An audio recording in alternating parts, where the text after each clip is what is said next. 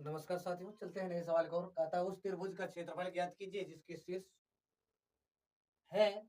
ये दिया हुआ एक त्रिभुज पहले बना लीजिए और इसको ए मान लीजिए, इसको बी मान लीजिए, इसको सी मान लीजिए। इसका ए का मान जो है 2 3 कर लीजिए और बी का मान है -1 और 0। ये दूसरी, ये तीसरी है 2 -4। अब इसको x1 मान लीजिए, y1 मान लीजिए, x2 y2 x3 y3।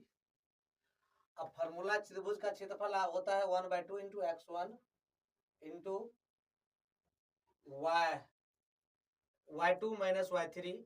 यानी ये तीसरा है तो यहाँ फिर तीसरा होगा, फिर पहला x2 plus y3 minus y1, फिर x3 होगा, इसका यहाँ से खत्म हुआ फिर y1 माइनस y2।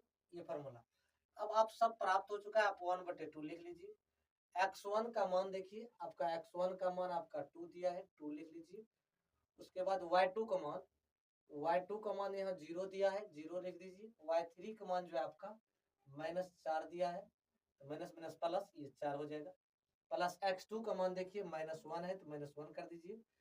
उसके बाद y3 का मान है आपका -4, y1 का मान है आपका 3, -3 कर लीजिए। उसके बाद प्लस x3 का मान देखिए 2 है। अब उसके बाद y1 का मान है, y1 का मान आपका कितना दिया है 3, और y2 का मान कितना दिया है y1 का मान 3 है, y2 का मान आपका दिया है 0। अब इसको 1/2 कर लीजिए।